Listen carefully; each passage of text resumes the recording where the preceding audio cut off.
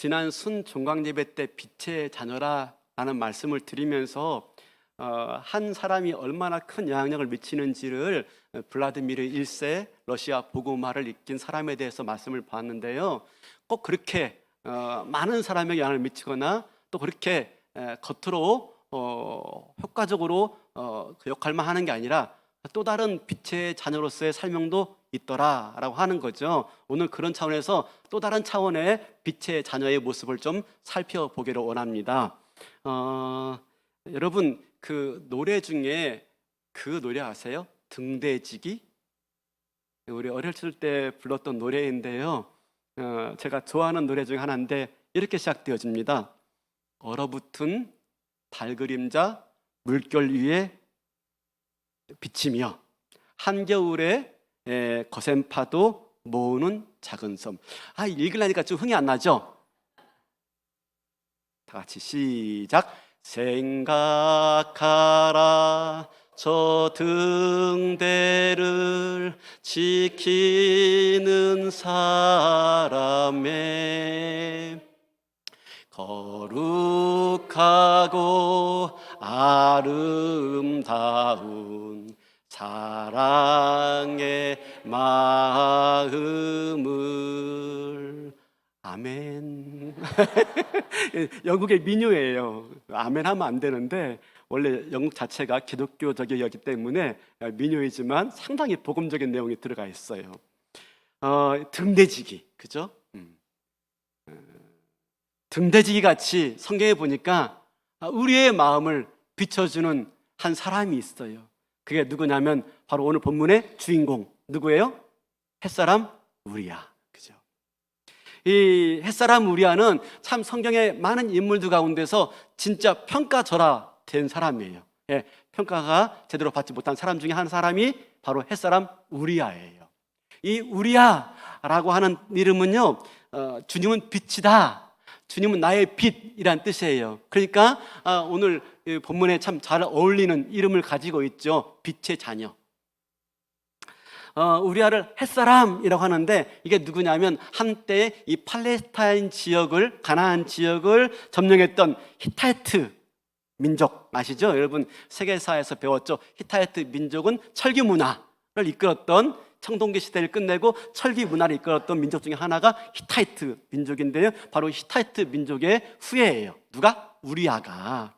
근데 그가 어떻게 해서 이스라엘 백성으로 편입되었는지, 그리고 다윗 왕의 용사가 되었는지 잘 모르지만 그도 아주 명백하게 다윗 왕의 용사 중에 한 사람이 됩니다. 우리는 우리야 그러면 어떻게 기억해요? 네, 그 밧세바와 간음한 남편, 그죠? 다윗이 밧세바와 간음했는데 그 남편, 그래서 마침내 전쟁터에서 억울하게 죽은 사람 정도로만 알고 있는데 그게 다가 아니에요. 밧세바는요, 아니 우리아는요, 자기를 죽음으로 몰고 왔던 다윗의 마음을 밝히는 등대와 같은 인물로 쓰임받게 됩니다. 뭐라고요? 등대와 같은 인물. 그죠? 어떻게 우리아가 다윗에게 그런 삶과 영향력을 미쳤는지 우리가 본문을 통해서 좀 살펴보기를 원하는데요, 사건의 발단은 이렇습니다. 이스라엘과 암몬이 전쟁할 때였어요. 근데 그때 다윗은 전쟁터에 나가지 않고 대신 요압 장군만 전쟁터에 내보내서 전쟁을 수행케 합니다. 자기는요, 그냥 왕궁을 이리저리 그냥 거닐면서 노닥거리고 있었습니다. 그때 왕궁 곁에 있던 한 가정에서 한 여인을 봐요. 목욕하고 있는 한 여인을 보게 되어집니다. 알고 보니까요, 신하시켜서 알고 보니까 그 여인이 누구냐면 바로 요압과 함께 전쟁터에 나가서 싸우고 있는 자기 부하 장수 우리아의 아내, 누구죠? 이름이 밧세바였어요. 여러분, 밧세바의 이름의 뜻이 뭔지 아세요? 밧세바? 자, 영어로 밧세바. 오늘 원어민들 왔기 때문에 제가 하려고 했는데 밧세바, 이게 이름이에요. 밧세바. 근데 여러분, 이 밧세바를요, 음절을 나누어서 봐야 돼요. 음절 나누어서. 자, 어떻게? 베스, 쉬, 바. 베스, 쉬, 바. 바는요, 영어로 쉬고 그냥 우리는 봐. 목욕하는 그녀를 봐. 이게 밧세바예요. 묻지 마세요. 네. 아, 이름이 맞지 않아요? 바세바, 그죠? 네, 여기까지만. 네, 여기까지만. 그 여자가 모욕하고 있는 그 여자가, 그죠? 자기가 봤던 그 모욕하는 그 여자가 자기의 부하 장수 우리아의 아내라는 걸 알았으면 거기서 멈춰왔어야 되죠. 어떡합니까? 근데 충동을 이기지 못하고 마침내 그녀를 왕궁으로 데려와서 동침하고 맙니다. 그리고는 아무 일 없다는 듯이 그녀를 돌려보내요. 근데 공공의롭게도 다윗의 입장에서 본다면 참 재수없게도 바세바가 임신을 하고 맙니다. 왕이 자기 부하 장수의 아내를 임신케 했으니 이건 용서받을 일이 아닌 거죠. 큰일 난 거죠. 그래서 어떻게 하든지 다윗은 이 문제를 덮고자 계략을 꾸립니다. 그게 뭡니까? 전쟁터에 있던 우리아를 데리고 와서 소환시켜서 밥세바와 잠자리를 갖게 하는 겁니다. 그래서 전쟁터에 나가 있던 우리아를 왕궁으로 소환합니다. 먼저 우리아를 만나서 전쟁의 정황에 대해서 묻습니다. 근데 그건 관심거리가 아니에요. 다윗의 관심거리는 그게 아닙니다. 그리고 곧장 본론을 말합니다. 오늘 본문 8절 볼까요? 이렇게 말합니다. 그가 또 우리아에게 이르되 내 집으로 내려가서 발을 씻으라 하니 우리아가 왕궁에서 나가매 왕의 음식물이 뒤를 뒤따라가니라.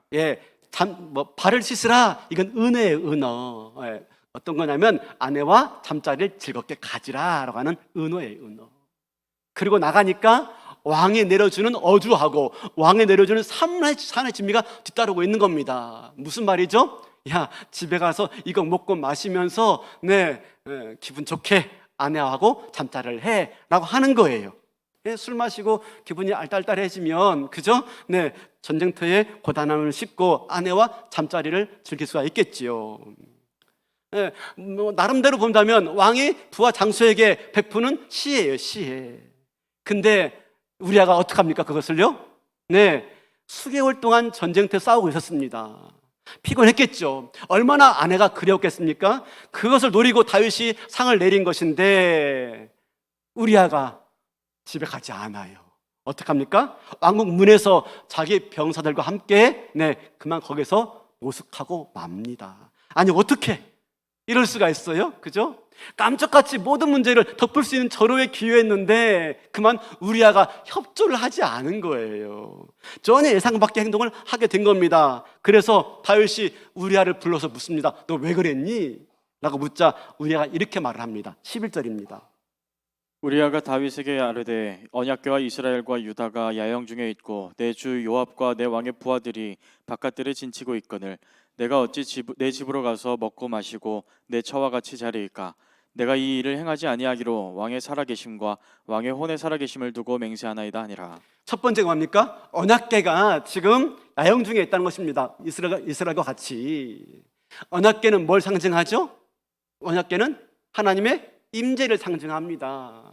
지금 하나님의 이스라엘 백성들은 항상 전쟁을 나갈 때 언약궤 앞에서 묻고 언약궤를 가지고 나가는 그런 모습이 많았습니다. 하나님 우리와 함께 하신다, 이 전쟁을 승리케 하신다라고 하는 것이죠. 근데 지금 언약궤가 어디 있습니까? 이스라엘 백성과 함께 지금 적진에 있는 것입니다. 하나님의 임재가 어디에 있어요? 싸움터에.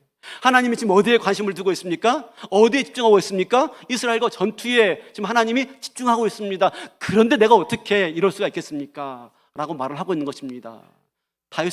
우리아는요 하나님과 관계에 민감했어요. 하나님과 관계에. 지금 하나님이 임재가 그 싸움터에 있는데 내가 어떻게 이럴 수가 있겠습니까? 두 번째로 뭐라고 말합니까? 왕의 장군과 왕의 신하들이 충성스러운 신하들이 지금 전쟁터에 있는데 어찌 나 혼자 편하게 지날 수가 있겠습니까? 뭐죠? 우리아는 이웃과의 관계에도 민감했어요.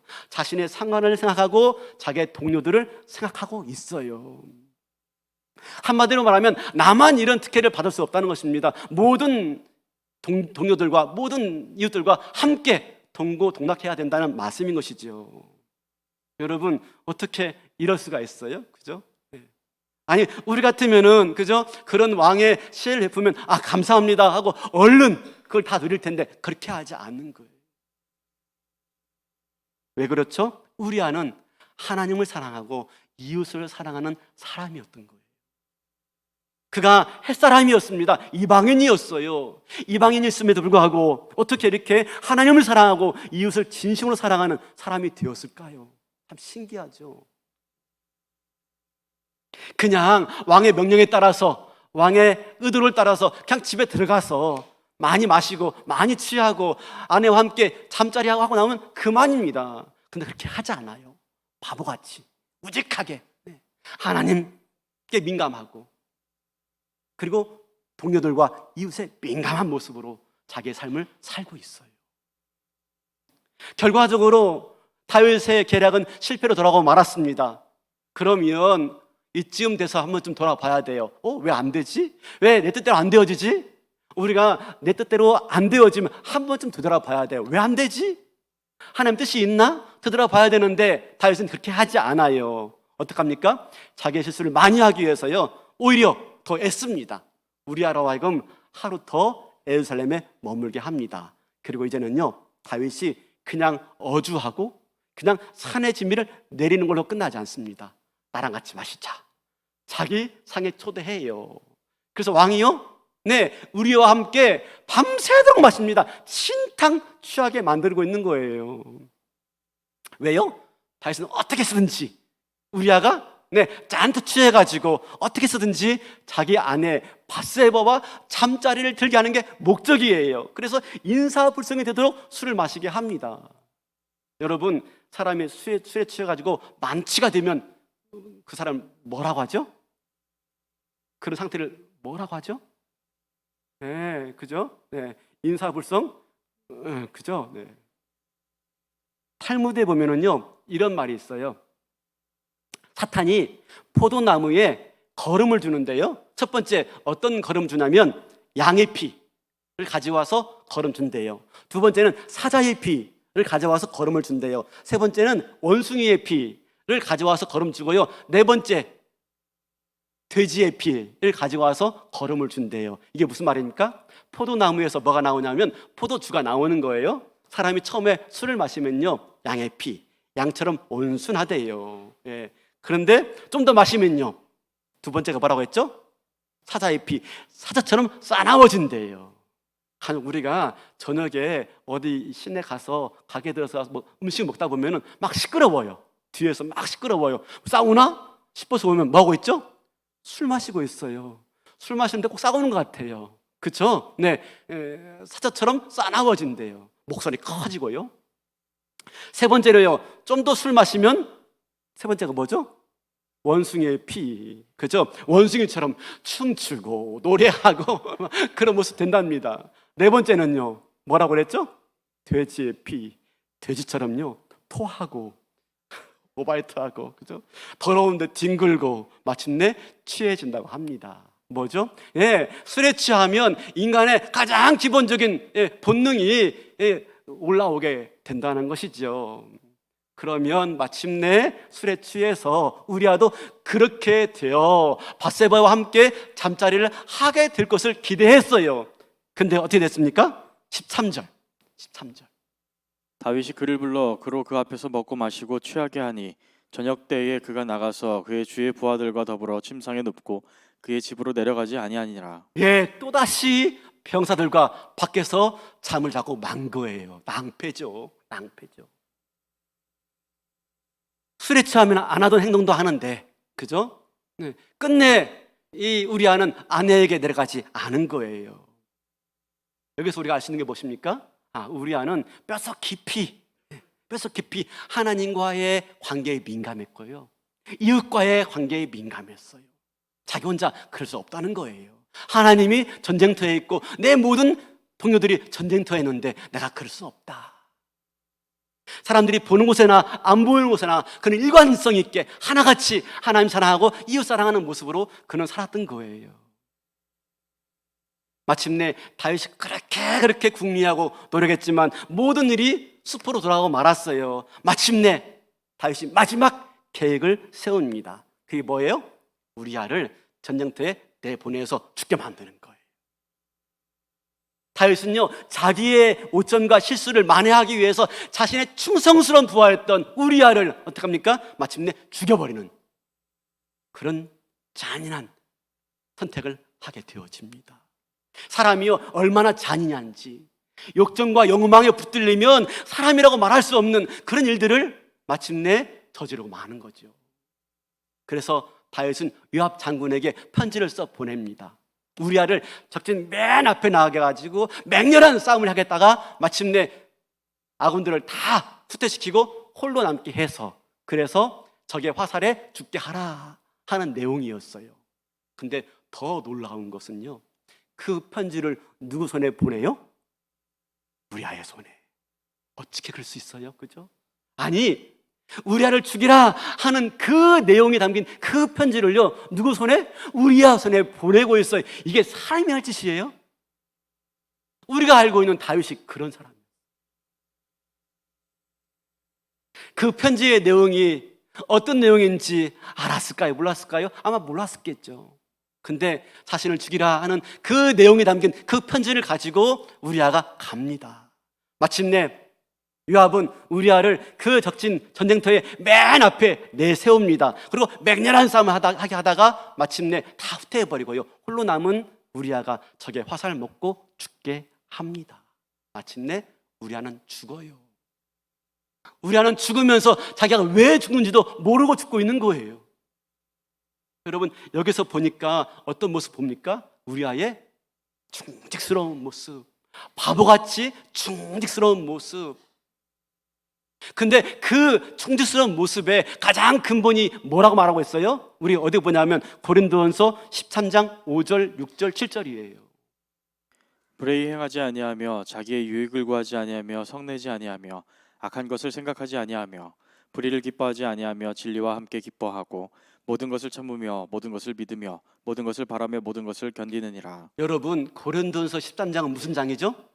사랑장.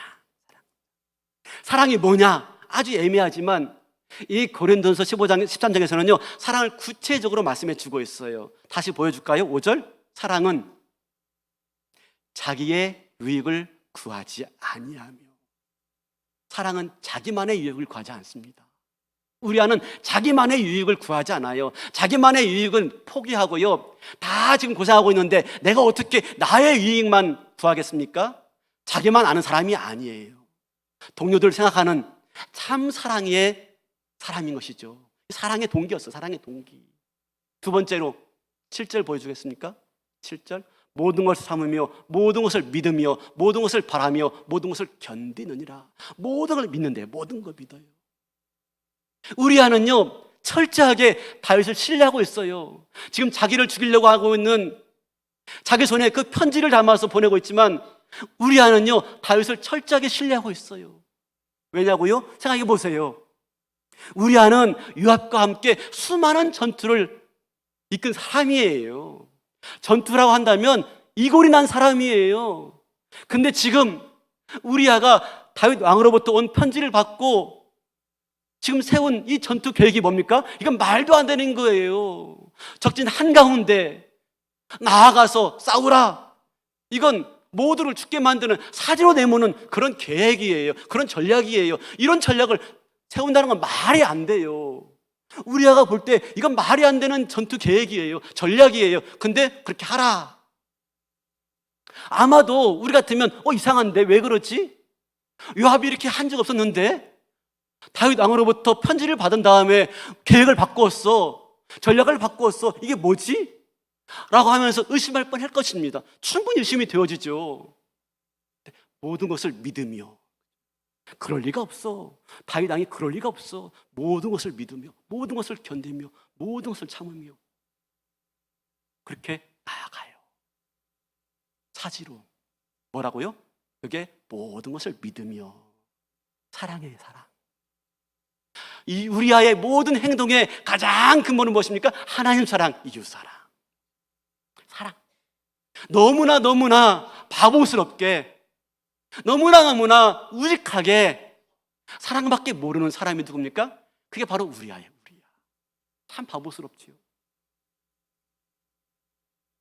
마침내 우리아는 죽어요. 그 충성스러운 마음 때문에 죽어요. 그 사랑의 마음 때문에 죽어요. 너무 사랑이 많아서, 너무 사랑에 신실해서, 그죠? 너무나 충성스러워서, 너무나 믿어서 그는 죽어요. 바보 같죠, 그죠? 오늘날 이런 사람이 우리 가운데 있을까요? 그죠? 마침내 우리아는 죽임을 당하고요, 끝납니다. 그럼 끝났을까요? 모든 게 끝났을까요? 그렇지가 않아요. 하나님 이런 우리아를 기억하시고 그를 높여주십니다. 어떻게? 적어도 바세바의 사건과 함께 우리는 우리아의 일들을 기억해요. 그래서 그 우리아의 신실함과 그 충직스러움과 그 사랑을, 그 바보 같은 사랑을 우리는 알고 있어요. 더 나아가서요, 하나님은 우리아를 다윗의 마음을 밝히는 등대로 사용하십니다. 뭐라고요? 다윗의 마음을 밝히는 등대.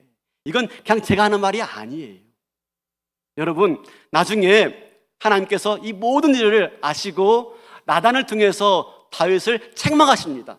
나단 선지자를 보내요. 그리고 다윗의 죄를 지적하십니다. 그리고 책망하십니다.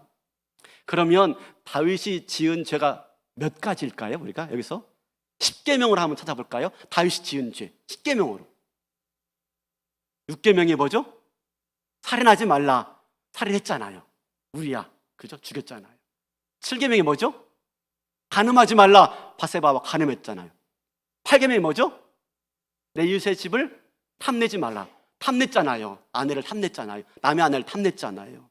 9계명이 뭐죠? 예, 내 이웃에 대해서 거짓 증거하지 말라. 거짓말로 말했잖아요.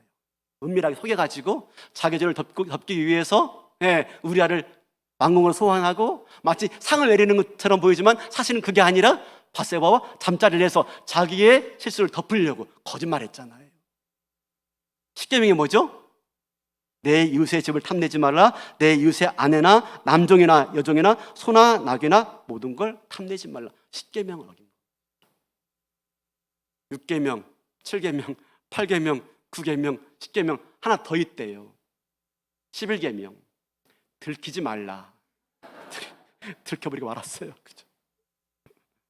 마침내 이 나단 선지자의 지적을 받고 책망을 받고 회개하는데 어느 정도로 회개하냐면요, 이렇게 말합니다. 시편 6편 6절에 보니까 내가 탄식함으로 피곤하여 밤마다 눈물로 내 침상을 띄우며 내 요를 적시나이다. 눈물로요, 요를 적시고 눈물로요, 침상을 띄웠대요. 그만큼 철저하게 회개하고 철저하게 통곡을 했던 거예요. 그런데 그 대목에서 나단 선지자가 다윗의 죄를 지적하는 장면을 좀 보세요. 12장 9절과 12장 10절인데요. 우리가 유독 봐야 될 단어가 있어요. 볼까요?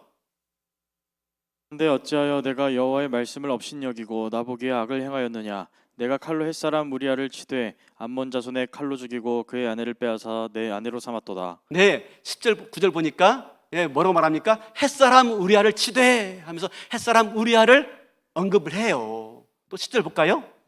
10절 이제 내가 나를 업신여기고 햇사람 우리아의 아내를 빼앗아 내 아내로 삼았은즉 칼이 내 집에서 영원토록 떠나지 아니하리라. 햇사람 우리아. 지금 다윗의 죄를 지적하고 그를 책망하며 회개케 하는데 자꾸 누구의 이름을 떠올립니까? 햇사람 우리아, 햇사람 우리아. 이 말은 무슨 말입니까? 하나님께서 다윗으로 하여금 너 이 이름 잊으면 안 돼. 네 일평생 살아가면서 이 이름을 네 마음속에, 네 가슴속에 팍 새기고 살아야 돼 라고 말씀하고 있는 것입니다. 여러분, 햇사람 우리아가 누굽니까? 햇사람 우리아, 너무 충직스러운 사람이었어요. 다윗을 사랑했고 다윗을 따르면서 마침내 죽음의 자리까지 나갔던 사람이에요. 어찌 본다면 햇사람 우리아는 참 신실한 충직스러운 부하인데 아마 다윗의 젊었을 때 모습과 같았을 거예요. 그런데 햇사람 우리아를 죽게 했어요. 그건 단지 다윗이 햇사람 우리아만 죽인 게 아니에요. 자기 안에 있던 그 순수했던 다윗 자신도 죽여버린 거예요. 그래서 햇사람 우리아 했을 때 마침내 다윗이 통곡하면서 울었다라고 말을 하고 있는 것이지요. 사랑하는 성도 여러분, 한번 생각해 보세요. 다윗이 일평생 살아가면서 햇사람 우리아를 잊을 수 있었을까요? 평생 잊지 못했을 거예요.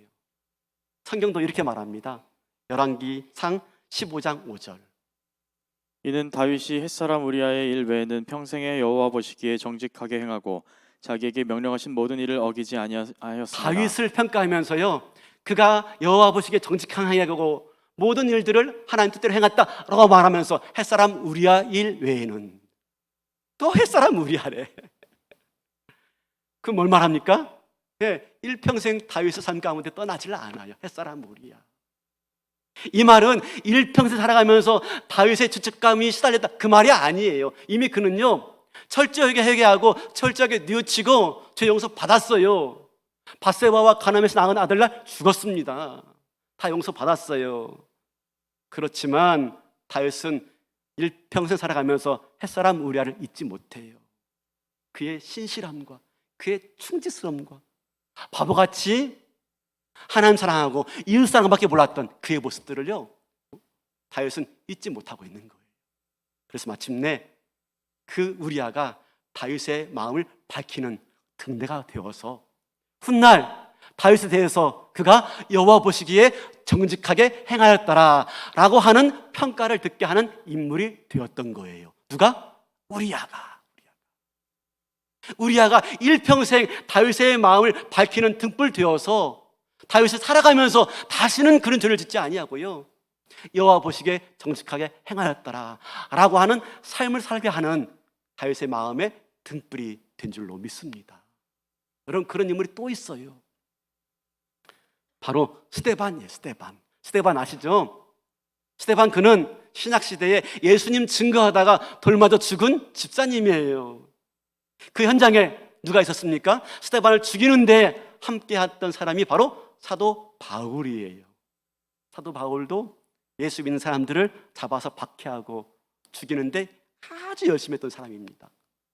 스데반이 죽고 난 다음에 어느 날 또 예수 믿는 사람들을 박해하기 위해서 바울이 길을 가고 있었습니다. 그때 예수님 만나요. 사울아, 사울아, 왜 너는 나를 박해하느냐?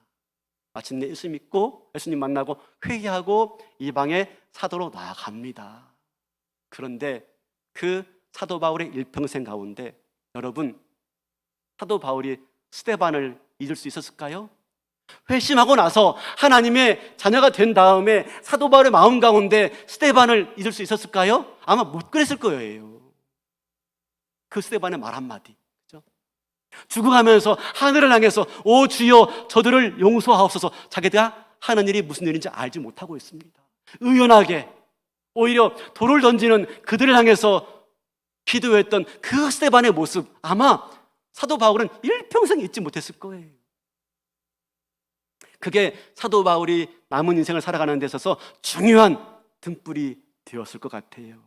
그래서 중세 시대 때의 신학자인 어거스틴 아시죠? 어거스틴 이런 말을 합니다. 스데반이 죽으면서 저들의 죄를 용서해 달라고 기도하지 않았더라면 바울이라고 하는 탁월한 사도가 탄생하지 못했을 것이다. 예, 무슨 말입니까? 바울이 바울 되게 한 건 뭡니까? 스데반 사건. 스데반이 일평생 바울의 마음을 계속 자극하고 그의 마음을 밝히며 그의 인생의 길이 되었던 것이지요. 한마디로 말하면 다윗에게 우리아가 등불 되었던 것처럼 바울에게 스데반이 등불 되었던 거죠. 나중에 사무엘하 23장 제일 마지막 장, 다윗의 이야기 제일 마지막 장에 가면요, 다윗의 용사를 쭉 소개합니다. 다윗의 용사가 37명이에요. 쭉 소개해요. 그러면서요, 사무엘하 23장 제일 끝에 39절 끝나거든요. 39절에 이런 말씀 써 있어요. 사람 우리아라 이상 총수가 37명이었더라. 다윗의 장수 37명을 쭉 소개하다가 제일 마지막에 햇사람 우리아다. 햇사람 우리아가요, 다윗의 장수 중에, 다윗의 용사 중에 제일 마지막 용사로 소개되어지고 있어요. 이게 무슨 말입니까? 햇사람 우리아는 일찍 죽었지만 끝까지 살아남아서 어디 마음에? 다윗의 마음에 살아남아서요, 다윗을 다윗 되게 한 용사 중에 용사였다라고 소개하고 있는 거예요. 성경이 이래요. 다윗의 용사였다. 그래서 이 사무엘하 23장 39절을요 월터 브루그만이라고 하는 아주 유명한 구약 신학자가 있어요. 그분이 현대 비평 주석 이 사무엘 상하에 이렇게 말합니다. 보여주시겠습니까? 네, 우리아를 통해서 다윗의 죄를 다시 한번 상기시키고 왕권에 교만이 가져온 비극과 그 대가를 가리키는 암호이다. 네, 39절이 암호다 라고 말하고 있어요. 우리에게만 암호겠습니까? 우리에게만 상기시키는 암호겠습니까? 아니, 다윗에게도. 그렇죠? 마침내 우리아는 다윗의 양심을 밝히는 등대가 되어서 다윗을 하나님 마음에 합한 자로 만들어 간 줄로 믿습니다. 우리아, 그렇죠? 우리는 그와 같은 인물을 또 하나 알고 있어요. 그게 누구냐면 바로 이 사람이에요. 누군지 아시겠습니까? 우리 옆집 총각이라고요? 그게 그렇지 않아요. 이 사람이 바로 바보 의사로 알려진 안수연 씨예요. 바보 의사. 이분 내과 의사이면서요, 내과 전문의이면서요, 수필가였고 군의관이었어요. 자기의 돈과 자기의 시간, 많은 것들을 오로지 다 남을 위해서 사용했던 그 사람이죠. 그래서 이 사람이 죽고 난 다음에 이 사람을 기리면서 쓴 책이 있어요. 보여주시겠습니까? 네, 봤습니까? 본 적 있습니까? 그 청년 바보 의사. 저는 이 책은 봤는데요, 또 나왔어요. 저 책 나온 다음에 4년 후에 또 나왔어요. 그 청년 바보 의사, 그가 사랑한 것들이란 책이 2번 나올 정도로 그가 죽은 다음에 그를 그리는 책이에요. 놀라운 것은요, 이 의사가 33살에 죽어요. 군의관으로 있다가 사격 지원 나갔던 이 군의관이 병사들과 함께 풀밭에서 음식을 먹고 잠시 대화를 나누다가 그만 유행성 출혈에 감염이 되어져요. 그리고 그 길로 죽어요. 안타깝죠? 근데 이가 죽었을 때 그의 장례식이 있었는데요, 이 장례식에 조문객이 얼마가 모인 줄 아십니까? 장례식의 조문객이 4,000명. 별로 안 놀라시네요. 나의 장례식에 4,000명 올까요? 택도 없죠. 100명이나 올까? 그렇죠? 4,000명. 어마어마한 조문객이 몰려온 거예요. 그 조문객들 중에서는요, 의사도 있고 간호사도 있고 병원의 직원들도 있지만 교회 선후배들이 오고요, 대학부의 제자들이 오고요, 그리고 그가 근무했던 군대 군인들도 왔고요. 더 놀라운 것은요, 특별한 것은 누구냐면은 그 병원에서 청소하던 분들도 온 거예요. 그리고요, 식당 아줌마들 온 거예요. 그리고 병원에서 침대 미는 도우미들 오게 되었고요. 그리고 매점 앞에서 구두를 닦는 분도 와서 조문에 참여한 거예요. 그만 보더라도 이 안수연 의사가요, 얼마나 구체적으로, 얼마나 세세하게 모든 사람들에게 그 사랑과 자비의 손길을 베풀었는지 그들 모두에게 뭐가 되었어요? 등대가 된 거예요. 등불이 마음을 확 밝혀주는. 얼마나 나눠주고 얼마나 진실하게 살았으면 그 많은 사람들이 그의 장례식에 찾아왔겠습니까? 그래서 그 청년 바보 의사라는 책에 보면은요, 그의 장례식에 대해서 이렇게 말을 해요. 예배와 찬송에 넘쳤던 그의 장례식은 마치 결혼식과 같았다. 한 신실한 청년을 예수님께 보내는 세상에서 가장 슬프고도 가장 아름다운 결혼 예식이었다. 장례식이요, 결혼 예식과 같았대요. 신랑 대신 예수님께 보내는 결혼 예식. 그렇죠? 어떻게 이런 일들이 가능했을까요? 자기의 모든 것들을 이웃을 위해서 나눠주었던.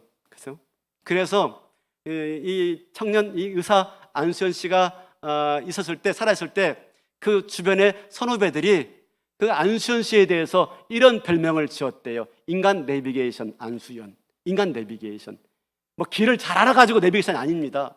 모르는 길 착착해서 내비게이션이 아니라 인생을 어떻게 살아가야 될지, 내가 어떤 길로 가야 될지, 내가 어떤 삶을 선택해야 될지 헷갈리고 힘들어할 때 안수연한테 가가지고 물어보면 답이 나온다는 거예요. 그래서 그의 이름이 뭐라고요? 인간 내비게이션. 오늘 말씀에 빗대 본다면은 인간 등대, 그죠? 인간 등대 안수연. 그죠? 어떤 길을 가야 될지, 어떻게 살아가야 될지 길을 보여주고 어두운 길을 밝혀주고 우리 삶을 안내해주는 그런 등대와 같은 사람이죠. 우리야죠, 우리야. 스데반이죠, 스데반. 그죠? 안수연. 바라기는 누군가의 길을 밝혀주는 등대가 되어준다면 그게 얼마나 아름답고 복된 일인가. 많은 사람에게만 아닙니다. 많은 사람이 중요한 게 아니라 한 사람에게라도 어떻게 살아야 될지, 어떤 길을 가야 될지 그 마음을 밝혀주는 존재, 바로 저와 여러분인 줄로 믿습니다. 하나님 그 역할을 위해서 저와 여러분을 빛의 자녀로 불러주신 줄로 믿습니다. 그 대상이 많은 사람 아니어도 됩니다. 그 대상이 우리 집에 있는 아이들, 그렇죠? 어떻게 살아가야 될지 그들의 앞길을 밝혀주는 존재가 된다면 우리가 인간 등대가 되는 거죠. 내가 사랑하는 우리 교회 성도들, 그렇죠? 우리 순원들, 우리 교회학교 아이들, 1:1 양육자들, 우리 주변의 이웃들, 그들에게 어떤 길을 가야 될지 우리가 밝히 보여준다면 우리도 빛의 자녀라, 그죠? 인간 등대가 되어서 우리와 같이 쓰임받게 될 줄로 믿습니다. 하나님만 사랑하고 인간 사랑하는 그런 우직하고 충성스러운 모습으로 빛의 자녀의 사명을 감당하시는 저와 여러분 될 수 있기를 주님의 이름으로 축원합니다.